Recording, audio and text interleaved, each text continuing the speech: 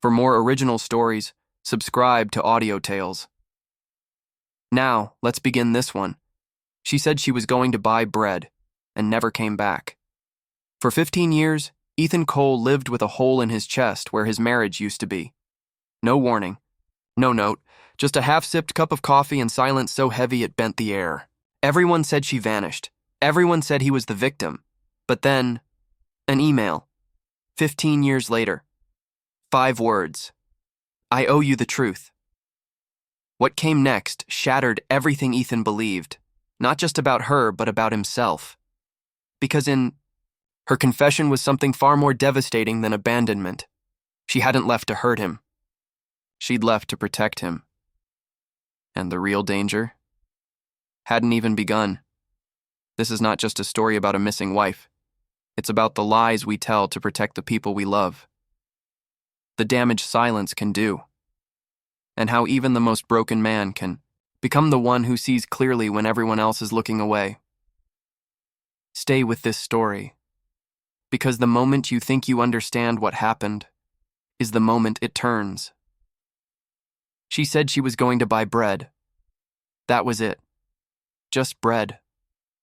It was a Sunday morning, cool and gray, the kind that makes the world feel soft around the edges. She had that sleepy smile still on her face when she grabbed her purse, kissed my temple, and whispered, "Back in 10. I was making coffee. I remember the filter split and grounds spilled everywhere, and I was laughing under my breath because she always said I didn't know how to load it right. It was a small moment, a nothing moment, and then it became everything, because she never came back. That was 15 years ago. I told myself 1,000 stories to make it make sense. That she'd been mugged, that something terrible had happened on the way to the store, that there was some kind of accident, some unexplained amnesia. The police found nothing. Her car wasn't touched. Her phone left behind. No witnesses. No footprints in the mud behind the house. No note. No clue. Just silence. Deafening, suffocating silence. For months I didn't touch the couch where her sweater was folded. I couldn't bring myself to wash the coffee mug she'd left beside the sink.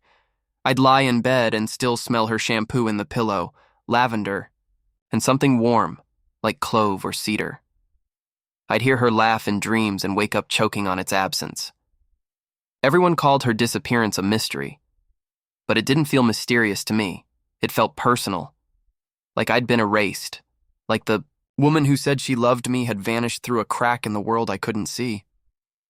Over time, the pity faded. Friends stopped checking in. The news stopped reporting. My face stopped appearing in those missing person segments.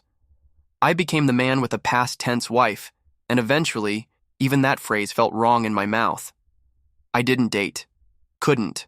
I'd walk into a room and scan for the back of her head, for her laugh in a crowd, for the shape of her hands. Grief becomes habit after a while, like brushing your teeth. You don't cry every day, you just ache in a quiet, manageable way. And then last week, 15 years to the day, down to the hour, I received an email from her. No subject line, no address I recognized, just 5 words in the body. I owe you the truth. I stared at it for 10 full minutes before I could breathe again. My hands shook. I thought it was a prank, a virus, someone playing games. But I opened it, and there she was, writing like no time had passed, like I was the last conversation she left open. The first paragraph was simple. I'm sorry. I never planned to disappear, but I couldn't stay. There was no anger in her words, no explanation yet, just an overwhelming sense of finality and familiarity, like she'd written it with tears. She wouldn't admit to. I read it 5 times before I realized I hadn't moved. The coffee had gone cold. My fingers had curled so tightly into my palm, my nails left little crescent moons in my skin. That night, I couldn't sleep. My mind played every moment of that last morning on a loop. Her calm voice. The way she tucked her hair behind her ear. The way she kissed my temple, not rushed, not distracted, like she meant it. Like there was nothing waiting on the other side of that door but a short walk to the store and a fresh loaf of rye. But it was a lie. And the worst part wasn't that. She left. The worst part was that she meant for me to never know why, until now. I didn't respond. Not immediately. I couldn't. I felt a storm building in my chest that had no name. I wanted to scream at her, to beg, to demand. But instead, I just sat in the dark, rereading her words, waiting for the next line, the one that would explain everything. The one that would undo 15 years of wondering, but that line didn't come. Not yet. Instead, her email ended with this: "If you still want to understand, check your mail tomorrow. I sent something, and if you'd rather leave it buried, I'll never write again." That's the moment everything inside me shifted, because suddenly I wasn't sure I wanted the truth. What if it was worse than I imagined? What if the woman I lost wasn't stolen from me, but ran from me? What if I wasn't the victim I've been mourning all this time? What if she left for a reason? The next morning, I stood at the mailbox longer than I should have. My fingers hovered before I pulled the door open, like something inside might bite. The envelope was there, thick, beige, unmarked. And inside it was a letter that would crack the floor beneath everything I believed about our life, our love, and myself. But I'm getting ahead of myself. Because before I opened that envelope, before the inked confession unfolded in my hands, there was one question I couldn't silence, one that had been buried under years of grief, but never truly gone. What if she was right to leave? The envelope felt heavier than paper should. I held it in both hands like something alive, like if I turned it too quickly it might whisper. It smelled faintly of lemon, something she used to spray on her scarves in the spring. My throat clenched. My legs didn't quite feel like mine as I stepped back into the house and sat at the kitchen table. The same one she'd left behind. The same one that had gone untouched for years except for dust and habit. I stared at the envelope for another hour, maybe longer. I didn't want to know, and I needed to know. That's the cruel thing about grief. You wrap your pain so tightly in a story, it becomes part of you, and the truth threatens to unravel everything. When I finally opened it, the first page wasn't even words. It was a photo, us, taken a week before she disappeared. We were standing under a tree in Durham, in a park we always visited after Sunday brunch. I was wearing a navy coat. She had on that green scarf I bought her in Asheville. I was smiling. She was looking at me, not the camera, like she knew something. I flipped to the letter, handwritten in her familiar script, precise, slanted right. She always wrote like she was trying to be understood. "Greg," it began. "I know I don't have the right to ask for your attention, but I'm asking anyway, because I need to give you something I should have told you years ago, the truth. I couldn't breathe. I didn't leave because of you. I left because of what I was about to do to you." That sentence punched a hole straight through me. I leaned back, heart pounding. The room felt colder. I kept reading. "You trusted me. Fully. Completely. You saw the good in me when I didn't. And I could have stayed. I almost did. But I would have destroyed you." She wrote about money. About debt I never knew existed. About a man she once worked with in New York years before we met. Someone who had looped her into a bad investment scheme, one that turned criminal.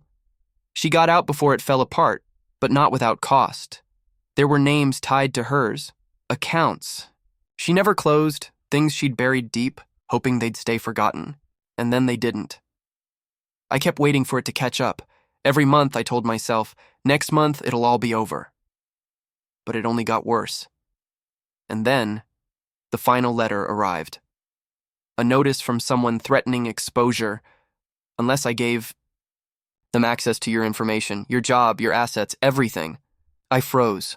They knew about your work, your background. They knew you used to be with the Bureau. I don't know how, but I believed them. And I panicked. That's when she made her choice. I was going to betray you. I had the documents. I had the forged signatures ready.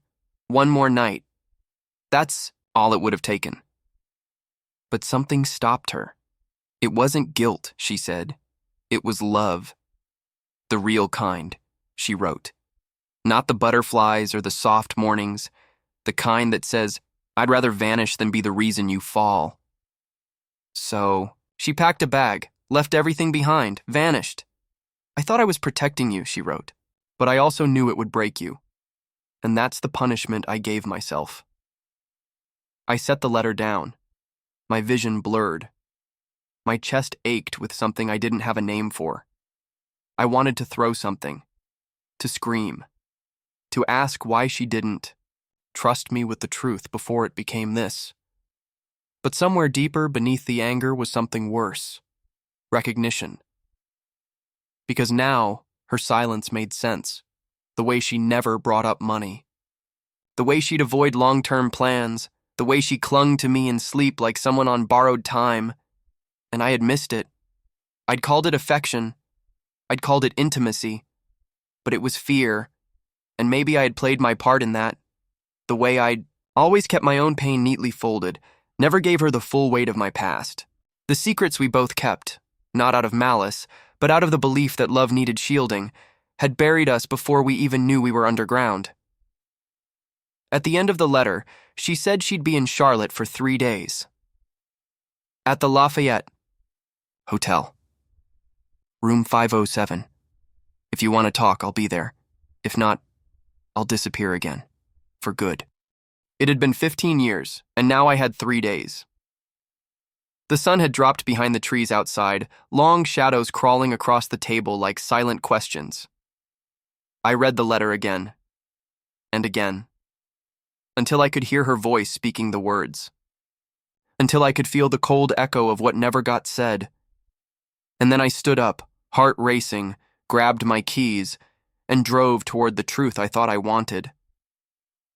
The drive to Charlotte felt like one long exhale I'd been holding in for 15 years. The highway blurred around me, intermittent stretches of pine, asphalt, and sky. Every passing mile peeled something off me. Anger, blame, certainty. By the time I pulled into the parking lot of the Lafayette Hotel, I wasn't sure what I wanted anymore. Closure? Answers? Revenge? Maybe just proof that she was still real. That I hadn't spent a decade and a half grieving a ghost that never existed. I stood in the lobby longer than I should have. The chandeliers overhead buzzed faintly. A couple checked in nearby, laughing softly. The front desk clerk smiled at me, and I nodded like I belonged there. My heart was a steady drum, deep in my chest. Room 507, 5th floor. I took the stairs. I needed to feel each step. The hallway was carpeted, quiet, and smelled like lemon polish and old wallpaper. I stopped at her door. My hand hovered just above the wood.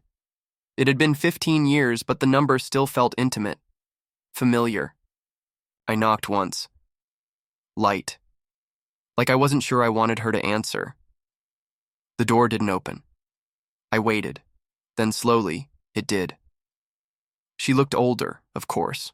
Softer in some places, sharper in others. There were silver strands threaded through her dark hair. Her eyes were the same, still wide, still unblinking when she was afraid. For a moment, we didn't speak, just stared. "Hi," she said, voice barely above a whisper. I didn't know what to say. I stepped inside. The room was tidy, impersonal. A suitcase by the window, a water glass on the nightstand. She closed the door quietly behind me. "You came," she said. I nodded. I was afraid to speak, afraid my voice would break something. I didn't expect. "Then why did you leave the letter?" I cut her off. My voice came out harder than I intended.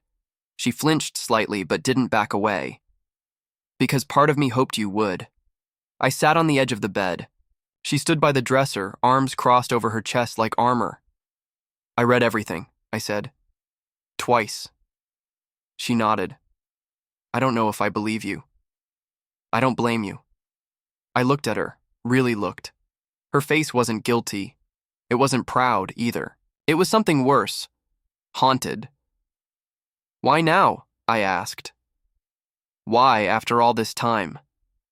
She hesitated, then walked over and handed me something. Another letter, already opened.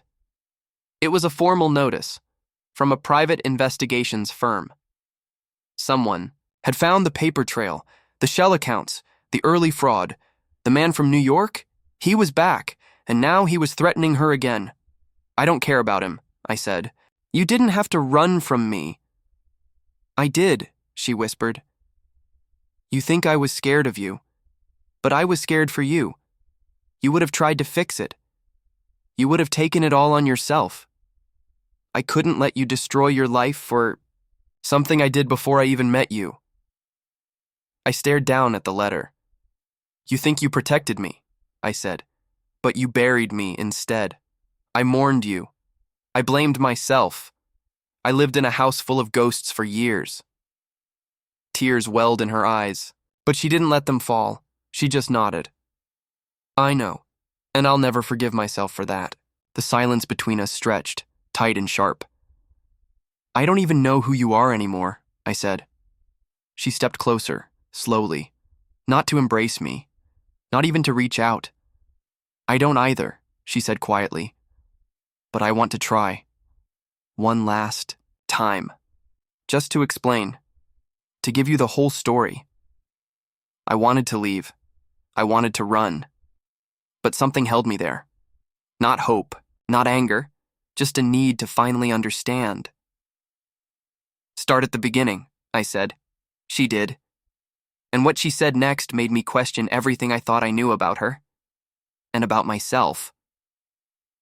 She sat across from me at the small hotel table, her hands folded, but not still. Her fingers moved slowly, tracing invisible lines across her knuckles, something she used to do when she was anxious, something I hadn't seen in 15 years. The sound of the air conditioner hummed in the background, low and rhythmic, like a distant warning. "I wasn't always the woman you met," she began.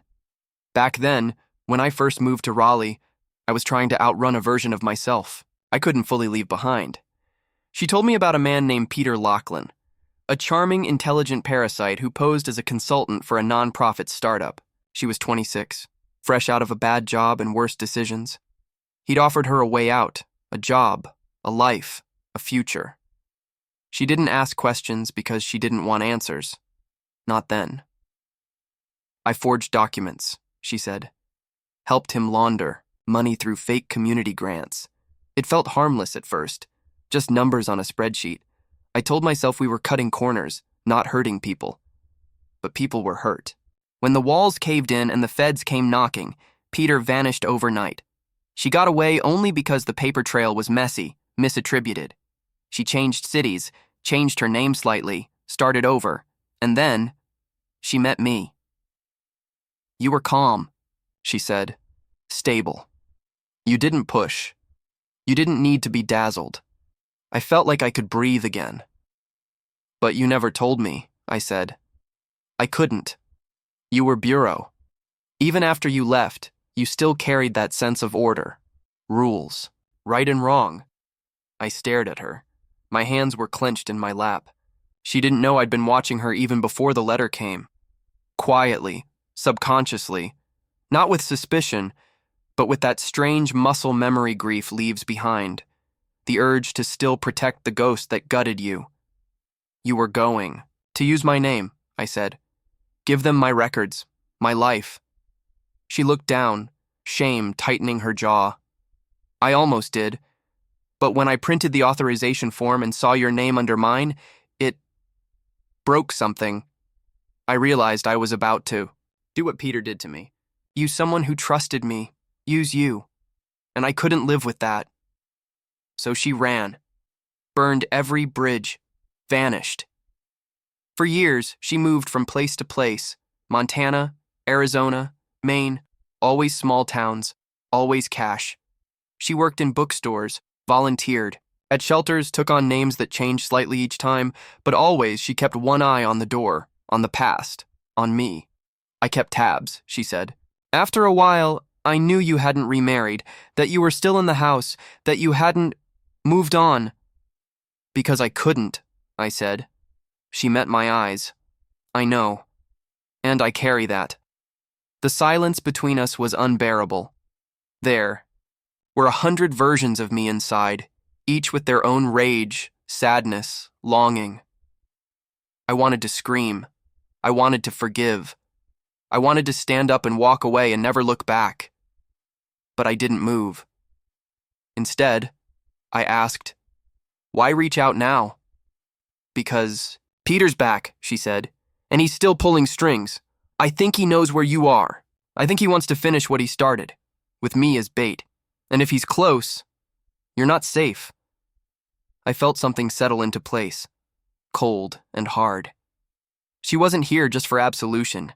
She was here because the story wasn't over. Peter hadn't disappeared. He'd gone underground. And now she thought he was resurfacing, through threats, shadows, digital footprints she couldn't trace but felt too specific to ignore. She opened a folder and slid it across the table. Printouts. Emails, partial bank statements, a photo of a man I didn't recognize. Lean build, thick glasses, the smug look of someone who never believed in consequences. "Peter," she said, "or whatever name he's using now."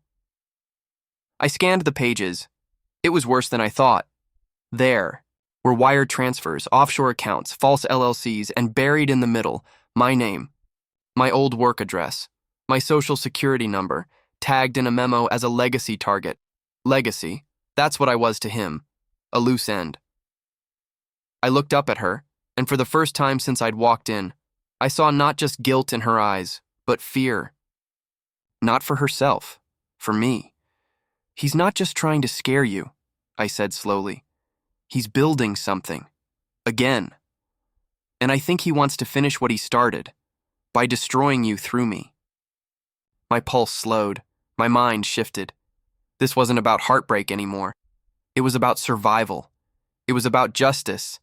And maybe, just maybe, something more. I stood, picked up the folder. My voice was steady when I spoke. "Then we don't run," she blinked. "We expose him." Her lips parted, but she said nothing, because for the first time she saw who I'd become. Not the man she left, but the man who could end the thing she'd been running from all along. I didn't sleep that night. Not even a little. I sat in my car just outside the Lafayette, the folder open in the passenger seat, the glow of my phone screen reflecting off the windshield like a quiet interrogation light.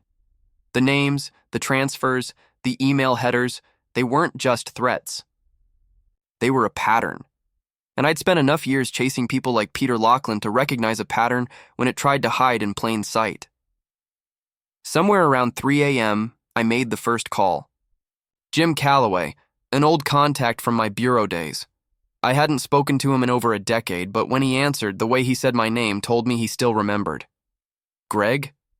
Jesus, it's been what, 10 years? 15. You okay?" "No," I said, "but I have something, and I think it's big." By morning, I was back in Raleigh. The fog had settled low over the roads, and the sun hadn't fully committed to the sky yet. The house felt different now. Less like a mausoleum, more like a waiting room. I unlocked the safe in my study and pulled out the box I hadn't touched in years. Old badges, documents, encrypted USBs I kept even after I left. I don't know why. Maybe some part of me always knew I'd need them again. Over the next 48 hours, I built a new case file. Not just based on what she'd given me, but on the connections it hinted at. 3 separate shell companies tied to different names, but using the same IP range on document origin traces. A series of small property acquisitions across North Carolina and Virginia, one in West Virginia that linked directly to a development grant for a non-profit wellness retreat, just like the one Peter had used 15 years ago. He hadn't changed. He'd just gotten smarter. Only this time, he'd chosen the wrong. Loose end to circle back to. Jim put me in touch with a white-collar specialist at the Bureau's Charlotte field office. Agent Ruiz. Sharp, early 40s, no small talk. The kind of person who reads between the lines before the lines are even written.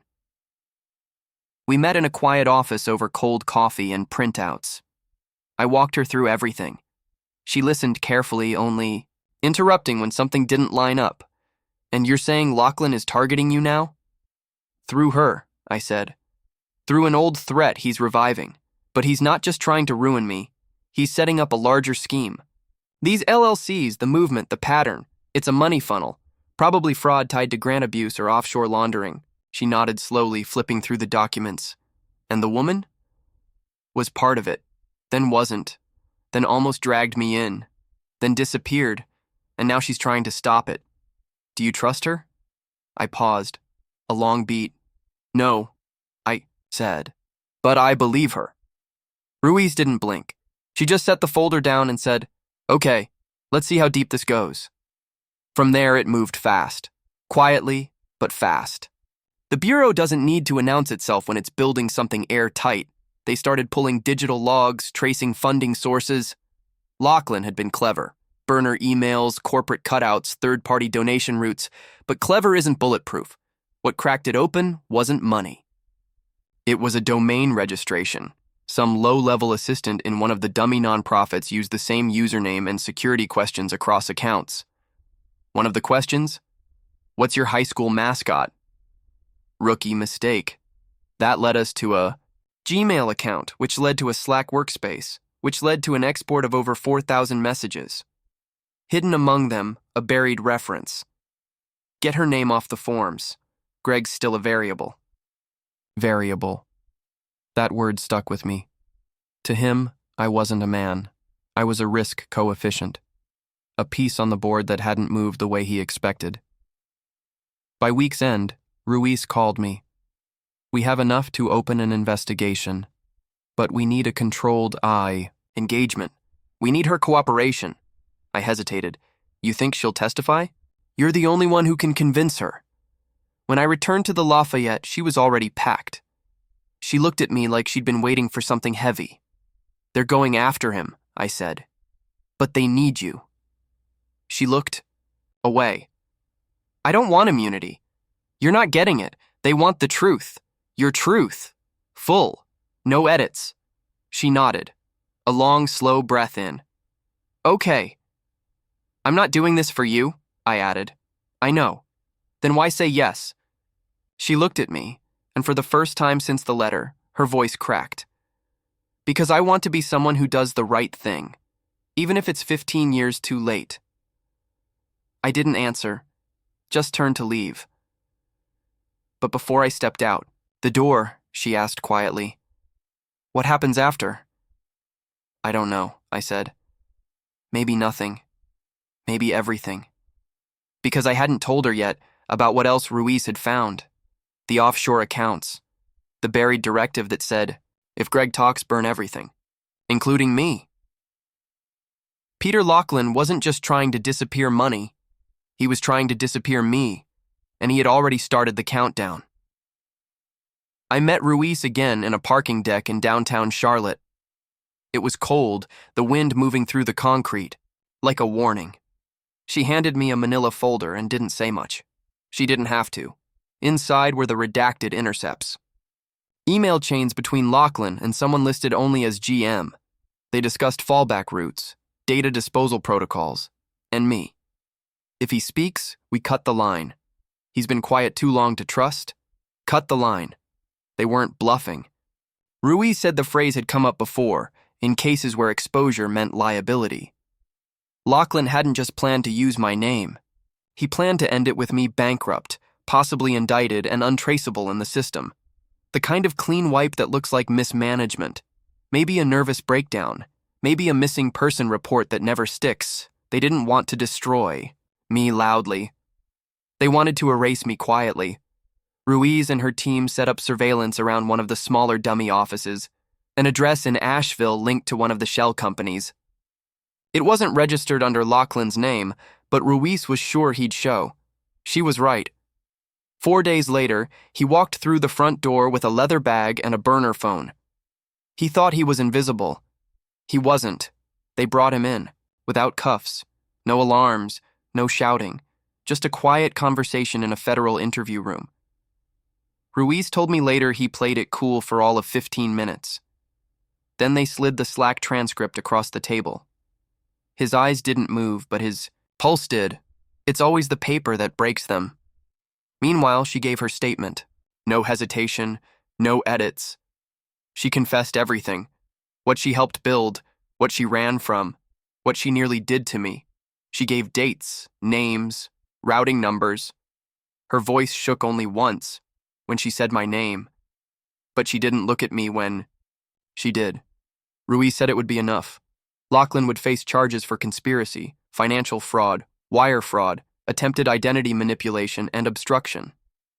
They'd freeze the assets, trace the money, and in the quiet center of that legal storm, she would walk away, not untouched, but not in cuffs either. They offered her a deal, testify in full, no protective clause, and she'd serve probation, under supervised watch. She didn't argue. She just signed the paper and nodded once, like someone finishing a story they'd carried alone for too long. I didn't see her again for weeks. Until one night back in Raleigh, I got a knock at my door. She stood on the porch in a wool coat, her hair pulled back. She looked tired, lighter somehow. She held nothing in her hands. "I'm leaving North Carolina," she said. I nodded. I didn't ask where. "I didn't come to say goodbye," she added. "Not really." "Then why?" She stepped forward, just enough that the porch light hit her eyes. "Because I needed you to know that you were the only real thing in my life. And I'm sorry it took me 15 years to stop lying long enough to say that." The air between us was heavy. Winter heavy. I could smell rain coming. She looked down, then back up. "You don't owe me forgiveness. I know. You don't even owe me peace." "I know," I said again. She exhaled. "But I hope you find both." Then she turned, walked down the steps. No dramatic tears, no long glances back. Just the sound of her boots on the pavement fading into night. I watched until she disappeared. This time, I didn't chase her, and I didn't wait for her to return. Months passed. The court cases moved like tectonic plates, slow, inevitable. Lachlan pled out. 8 years federal, assets seized. She remained on probation, checked in monthly, no contact allowed, not with me, not with anyone involved. And I kept breathing. I left the house eventually, bought something smaller, closer, to the woods. I got a dog, named her June. She doesn't ask questions. She just sits at my feet in the evening like the world is exactly as it should be. Some mornings I still wake up expecting that old silence, the one that wrapped around my chest like a weight. But now, when I sit with my coffee, there's something different. Not peace, not quite, but honesty, because that's what grief really is. Just love with no place to go. And for 15 years, I gave mine to a ghost. Now I give it to the sky, to the dog asleep at my feet, to the stillness of a life that didn't end, even when it felt like it had. She once told me she left to protect me, but in the end, I had to protect myself from the story I was telling, from the belief that I was only ever the victim, because the truth is, I stayed silent. I let trust become blindness. I let the world shape me into something small, something safe. And now? Now I speak, now I see. Not everyone gets justice, but sometimes justice looks like knowing the whole truth and walking away anyway. Share your thoughts in the comments below. Thanks for your time. If you enjoyed this story, please subscribe. It truly helps the channel. Click the video on screen and I'll see you there.